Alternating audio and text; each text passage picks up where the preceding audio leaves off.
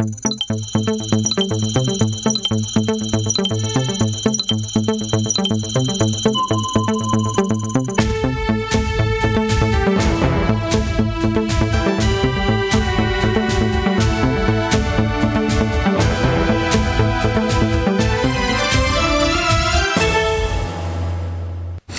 est 20h à Ouagadougou, à la une de l'actualité. Un jour après le verdict du procès Thomas Sankara, les avocats de la famille ont animé une conférence de presse ce jeudi 7 avril 2022. Alors du jour, bilan du procès sur le dossier Thomas Sankara et ses 12 compagnons. Occasion également pour ces derniers de livrer leurs appréciations suite au verdict tombé hier. 5 jours déjà que le jeûne musulman a débuté et nous nous intéressons dans ce 20h au sort des plus jeunes. Si le jeûne est obligatoire pour tous les fidèles musulmans en âge de puberté, qu'en est-il cependant des enfants? Les réponses tout de suite dans ce journal avec l'imam Ismaël Tiendrebeogo. L'Assemblée générale de l'ONU suspend la Russie du Conseil des droits de l'homme. Sur les 193 pays membres, 93 voix ont voté pour cette suspension, traduisant un effritement de l'unité internationale face à Moscou.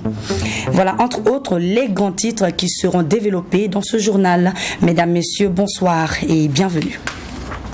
Je vous le disais en titre, une conférence de presse s'est tenue ce jeudi 7 avril par les avocats de la famille du président Thomas Sankara suite au verdict du procès Thomas Sankara et ses 12 compagnons en rappel rendu hier 6 avril par la chambre du jugement du tribunal militaire de Ouagadougou, tout en remerciant l'ensemble des acteurs ayant intervenu dans cette affaire afin que justice soit rendue. Ces derniers se disent satisfaits des décisions de la justice militaire et prennent acte des sanctions qui ont été prononcées contre certains accusés. Le point, c'est avec Sanata Serré.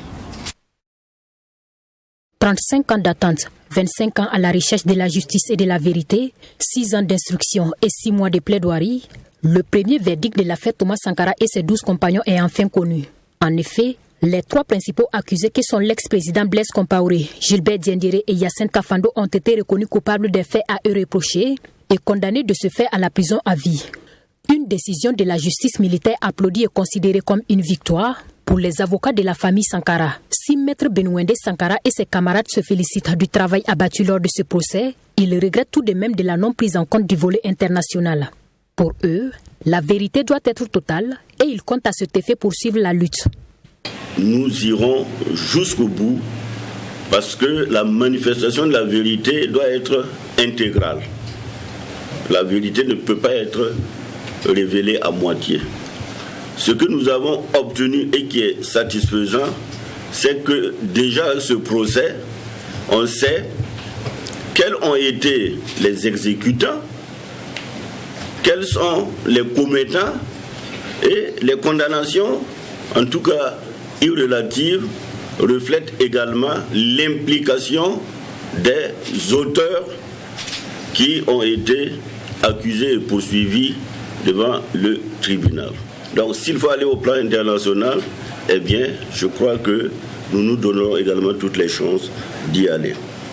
Sur la question d'une possible grâce présidentielle ou amnistie, Maître Stanislas Sankara estime que ce n'est pas une mesure judiciaire et cela doit tenir compte de la volonté du peuple. Et son confrère Maître Farama d'ajouter que cela serait un manque de respect à la mémoire des personnes assassinées. Pas question, dit-il, de réconciliation sans pardon ou de grâce pour les condamnés. Maman, la première question que je pose, est-ce que vraiment on peut parler de réconciliation, de grâce ou je ne sais quoi à quelqu'un qui n'a jamais demandé pardon, à quelqu'un qui ne s'est jamais repenti? Demandez d'abord à ceux qui ont commis les fautes de les reconnaître. Demandez-leur d'abord de demander pardon. Et puis après, demandez à la famille de pardonner. C'est un citoyen comme tous les autres. Blaise Compaoré ici est un citoyen comme tous les autres. S'il a droit à une grâce, ou à une amnistie, ou à quoi d'autre que ce soit juridiquement, moi je rien contre. Mais que ce soit fait dans les règles de l'art. Quant à l'attitude de Gilbert Diendéré à l'issue de ce procès, les avocats de la famille Sankara la qualifient d'hypocrite et d'arrogante. Pour eux, l'accusé aurait pu avoir un peu de pudeur vu qu'il a été condamné à perpétuité. Voir une telle attitude de défiance, de manque de pudeur, de manque de décence, de manque de respect, ne serait-ce qu'à l'égard des victimes, parce que c'est dans la salle que ça a commencé. Le salut qui ressemblait d'ailleurs au salut nazi.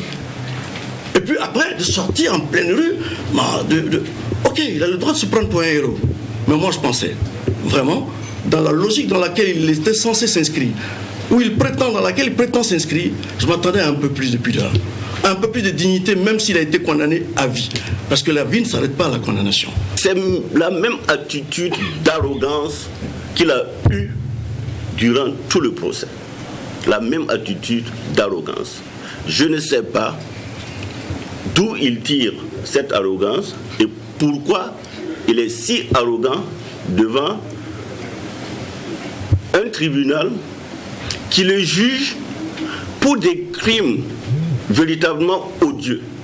Si certains pensent que Gilbert Diendéré pourra apporter sa pierre dans la lutte contre le terrorisme, pour Maître Prosper Farama, le salut du peuple burkinabé ne doit pas venir d'un seul individu. Présente à cette conférence de presse, Mariam Sankara a salué le travail abattu par le tribunal militaire, les avocats ainsi que l'ensemble des acteurs de la société civile qui se sont impliqués dans cette lutte afin que justice soit rendue.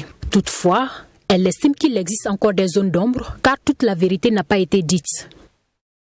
Toujours en rapport avec le verdict du procès Thomas Sankara, justice a été rendue et c'est un soulagement pour la famille Sankara, plus particulièrement pour Mariam Sankara, veuve de l'ancien président, qui dit avoir vécu ce procès avec beaucoup d'émotion. Selon elle, ce procès lui a permis de voir le vrai visage des gens et d'apprécier la sincérité de certaines personnes. Je vous propose d'écouter sa réaction, toujours au micro de Sanata Serré. Nous avons pensé que les personnes, même les accusés comme des témoins, parleraient, diraient des vérités pour libérer leur conscience. Et nous, les familles, nous serons soulagés.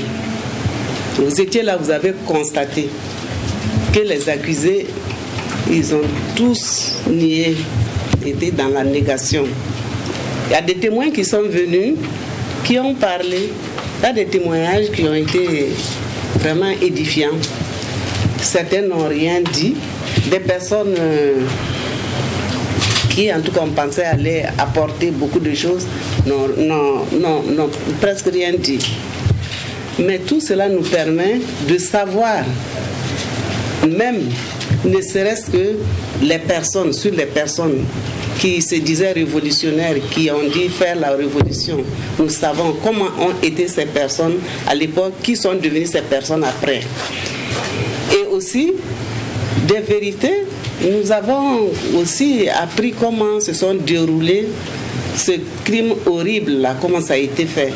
Parce que nous ne pouvions pas imaginer, tout le monde a entendu dès le départ que ça s'est passé comme ça, mais quand même, il y a eu des choses qui ont été dites.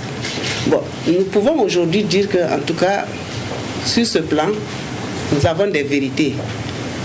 Elles font mal. C'était triste d'écouter, mais quand même, nous avons tenu à avoir ces vérités. Nous les avons eues. Et à la fin aussi, la justice a été rendue. Nous avons appris des choses. Ça peut nous apaiser, mais nous restons avec notre douleur. Le colonel-major Omer Bationo, ministre de l'administration territoriale, de la décentralisation et de la sécurité, prend contact avec la gendarmerie nationale. Installé dans ses fonctions il y a un mois environ, il dit être venu galvaniser les hommes et femmes de cette institution et recueillir leurs préoccupations. C'était dans la journée de ce 7 avril 2022 à Ouagadougou et c'est un reportage signé Fatimata Nikema. Le colonel-major Omer Bationo, ministre en charge de la sécurité, aux côtés du lieutenant-colonel Evrad Somda et ses hommes, à l'état-major de la gendarmerie nationale. Objectif, échanger avec ces hommes et femmes de l'institution qui jouent un rôle primordial dans la lutte contre le terrorisme et qui payent souvent un lourd tribut. Selon le ministre en charge de la sécurité, il était de bon ton, après sa prise de fonction, de passer ici à l'état-major afin de traduire toute la reconnaissance du gouvernement de la transition à l'endroit de cette gendarmerie nationale. La gendarmerie est pratiquement le fer de lance et il faut que nous arrivions à mettre les moyens adéquats à leur disposition. Et quand je dis moyens, ce n'est pas seulement les moyens matériels, il y a les moyens même humains, les prises en charge du personnel, l'accompagnement psychologique, parce qu'ils en ont besoin. Et un gendarme bien dans la tête est un gendarme qui sera beaucoup plus efficace sur le terrain.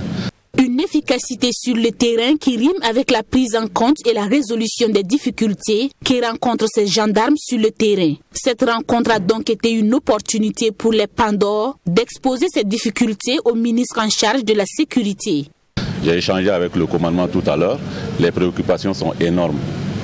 Mais le gouvernement de la transition mettra tout en œuvre avec les moyens dont il dispose pour essayer de les mettre dans de très très bonnes conditions afin que nous puissions gagner cette guerre pour que nos populations puissent vaquer tranquillement à leurs occupations et participer au développement de ce pays. Cette visite du ministre de la Sécurité s'est déroulée en 2 étapes. Une première marquée par un tête-à-tête avec le commandement de la gendarmerie et la deuxième phase a consisté à une rencontre avec l'ensemble du personnel du camp Paspanga. Des échanges qui se sont tenus à huis clos.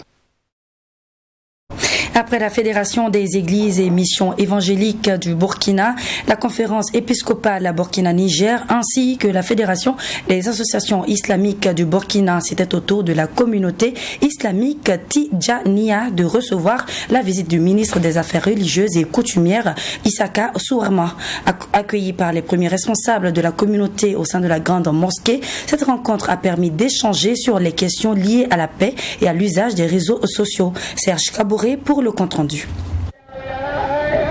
Le ministre chargé des Affaires religieuses et coutumières Issaka Souarma, en visite ici à la grande mosquée de la communauté islamique de la Tidjana Al-Hamawiya Al-Bakaria du Burkina Faso. Une visite au sein de cette confrérie religieuse qui s'inscrit dans le cadre de la tournée initiée auprès des communautés religieuses et coutumières. À cette étape, les échanges ont essentiellement porté sur la paix et sur l'usage des réseaux sociaux. Se déplacer pour venir effectivement connaître les réalités, écouter et aussi et surtout bénéficier des bénédictions, parce que l'être humain ne vit pas que de pain et d'eau, il vit aussi de foi, d'espoir et d'espérance. Parler des médias sociaux et des réseaux sociaux, je crois que ce n'est pas pour dire qu'il faut censurer, c'est ce que j'ai compris en tout cas, mais que l'on essaie de voir comment est-ce qu'on peut contribuer à ce que les gens, connaissant davantage leurs droits et leurs devoirs,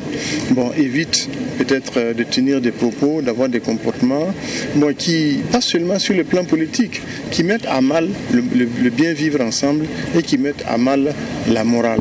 L'occasion a aussi été saisie par le ministre Souarma pour revenir sur les événements survenus à Béguédo. En ce qui concerne le ministère des Affaires religieuses et coutumières, il y a également un travail qui est fait parce qu'il faut éviter de tirer des conclusions hâtives en jetant l'anathème par exemple sur une communauté soit ethnique, soit religieuse.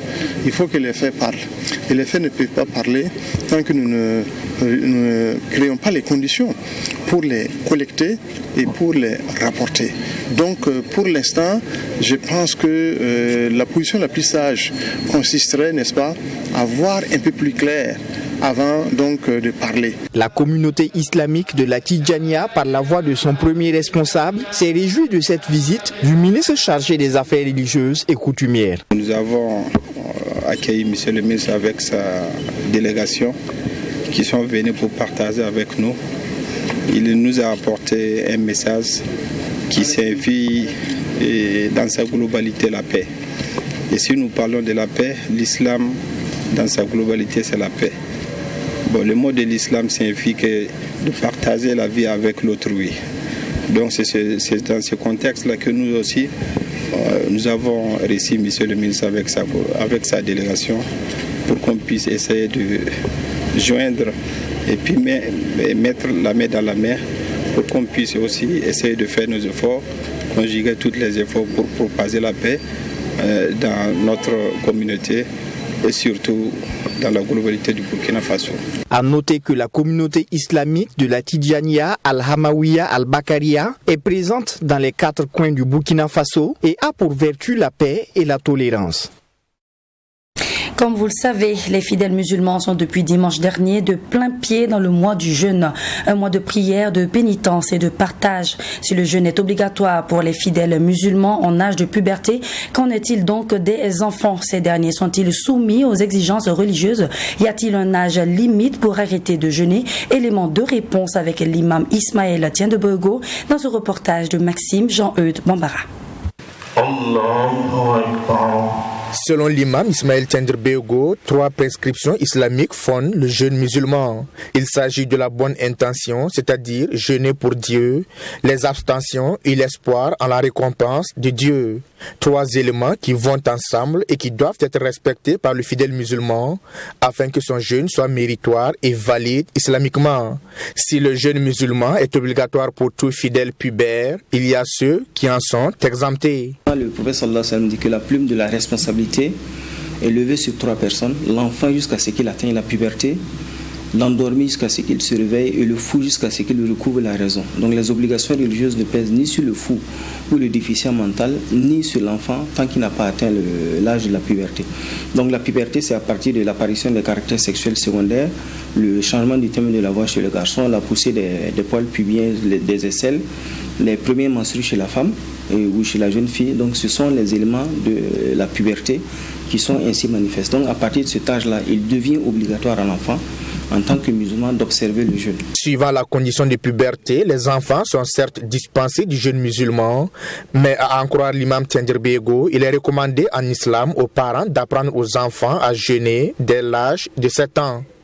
Il est bien possible et il est recommandé islamiquement d'apprendre à l'enfant à jeûner bien avant cet âge-là. À partir d'un certain âge, l'enfant peut observer le jeûne. Nous, Dieu nous a facilité les choses. Très jeune, à 8 ans, on a commencé à jeûner. On faisait 12 jours de jeûne complet. Donc il y a d'autres chez qui il faut peut-être permettre d'aller étape par étape. Il va manger le matin avec les autres. À partir de 11h, 12h, on lui permet de rompre le premier jour. Il mange le lendemain. À partir de 13h, 14h, on lui permet de rompre le temps que son organisme puisse s'habituer à l'observance du jeûne. Et ce que je dois ajouter également, c'est que la préservation de la santé est prioritaire sur le respect d'une règle islamique. Donc même si on est en face d'une obligation religieuse musulmane, s'il y a un risque pour sa santé, en ce moment la règle est levée. Il y a donc un âge pour apprendre à jeûner, un âge obligatoire pour jeûner, mais il n'y a pas d'âge limite pour arrêter de jeûner, dira l'imam Tendrbego. Seule la condition physique peut déterminer cela. Donc l'islam va dire que pour celui qui est atteint par l'âge et qui ne peut que jeûner difficilement, alors la fidya, c'est-à-dire la compensation, par jour manqué, il va nourrir un pauvre pour se rattraper. Ou bien quelqu'un qui souffre d'une maladie chronique, réputée incurable, il va également payer la fidya. Donc le fait de dire réputé incurable, ça ne signifie pas qu'il ne peut pas guérir. Mais dans l'entendement des humains, on n'a pas de remède pour ce mal-là. Et on va permettre à cette personne-là de payer, de nourrir par jour manqué un pauvre et de ne pas devoir de jours comme ça en faisant la compensation. Tandis que la personne qui souffre d'un mal dont on espère la guérison, eh bien cette personne-là ne payera pas la fidya. Elle doit attendre quand elle sera guérie, elle va rembourser les jours qu'elle aura manqué. Donc c'est juste pour établir cette distinction. Pour ce dernier, Ramadan, loin d'être une parenthèse à refermer, doit être plutôt vu par le fidèle musulman comme un moment d'apprentissage pour s'améliorer dans sa vie de foi. C'est du reste l'objectif du jeune musulman, aider le fidèle à atteindre la piété.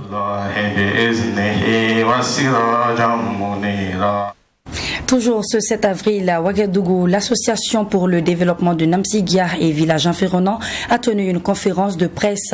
Occasion pour ces derniers de lancer un appel à l'aide à l'endroit de tous les fils et filles du Burkina sur un point assez sensible qu'est le terrorisme ainsi que le sort des milliers de déplacés. Les détails dans ce reportage de Salmatou Zongo avec la voix de Cheikh Oumar Ouedraogo. Depuis plus de 4 ans, les habitants de Namsigia, un village de la commune de Bourzanga, province du BAM, disent lutter pour la survie de leur localité. Malheureusement, depuis le 17 mars dernier, les terroristes ont pris le dessus et Namsigia s'est vidé de sa population. Une population qui a trouvé refuge à Bourzanga. Cependant, cette commune d'accueil commence à manquer d'eau et de vivres. Ne sachant plus à quel saint se vouer, les ressortissants de Namsigia et villages environnants appellent l'État burkinabé au secours. La conséquence immédiate est que cela a entraîné une urgence humanitaire avec l'arrivée de milliers de déplacés à Bourzanga, déjà débordés et qui manquent d'eau de façon criarde du fait de l'assèchement précoce et historique du lac Bokou. La deuxième conséquence, c'est que la suite de Namsigia a donné plus d'espace aux terroristes qui ne comptent plus à rester là. La vaillante population de Namsigia et villages environnants a le sentiment d'avoir été abandonnée.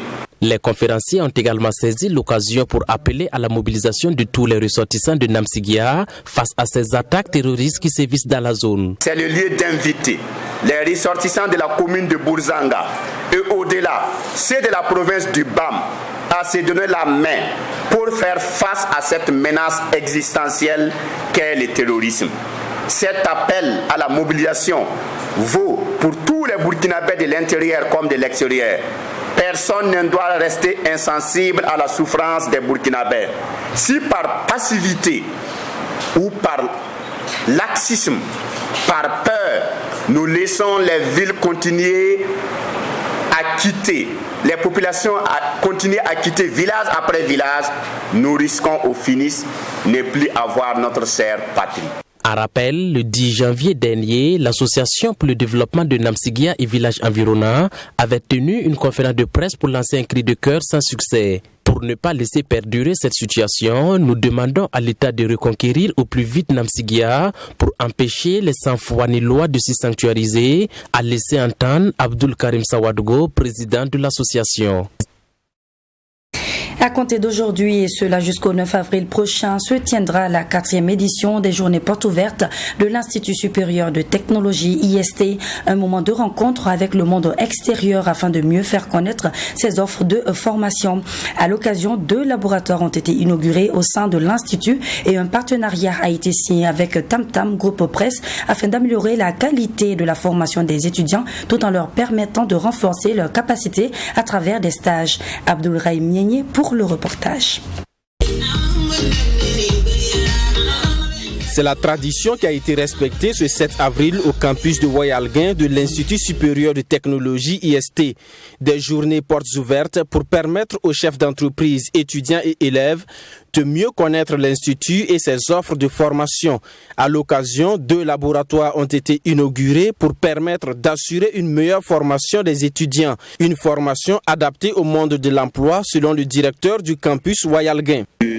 Ces 2 laboratoires de travaux pratiques pour permettre aux étudiants des filières communication d'entreprise et des étudiants en informatique de pouvoir donc toucher du doigt les équipements qui sont utilisés dans les entreprises, mais aussi pouvoir manipuler des logiciels métiers qui sont utilisés dans les entreprises.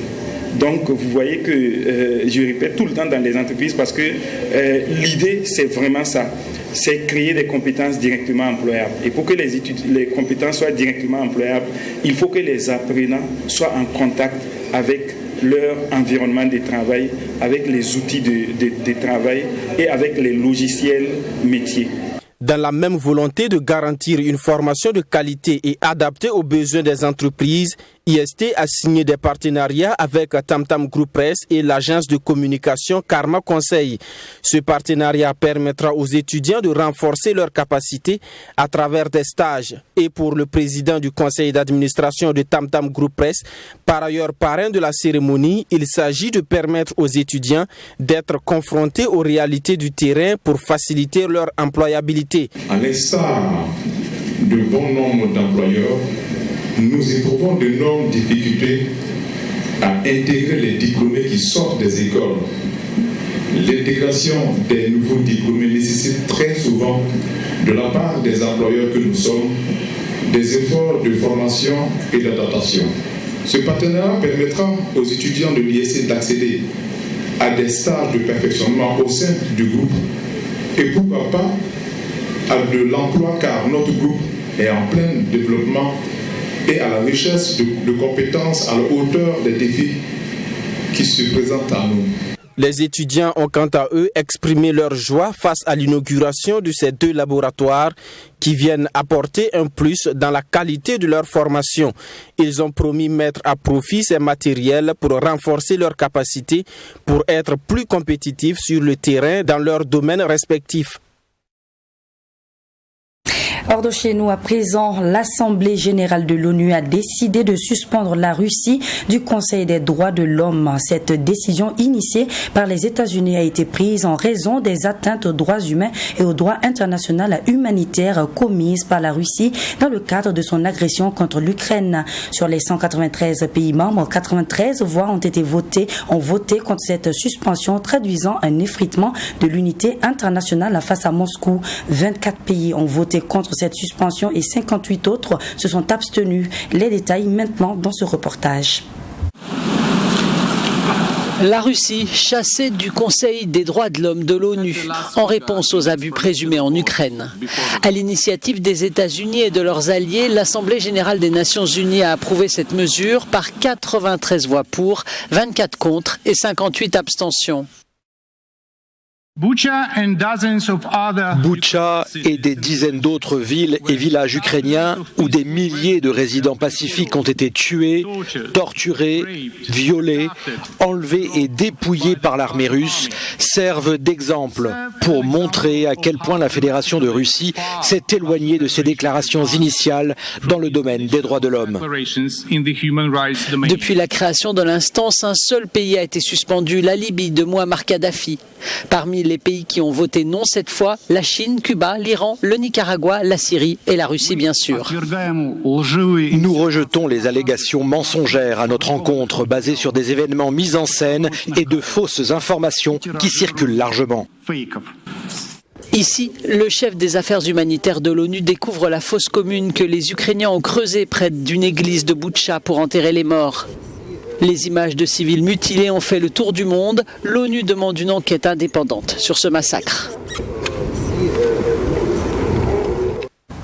Mesdames, Messieurs, de là où vous nous suivez, rappelez-vous toujours que la situation actuelle que vous vivez n'est pas votre destination finale. Le meilleur est encore à venir et le bonheur n'est qu'un mot qui dépend du sens que vous seul choisirez de lui donner. Ici prend fin ce journal. Merci de votre constante fidélité à l'ensemble de nos programmes. On se donne rendez-vous demain pour de nouvelles informations. D'ici là, portez-vous bien.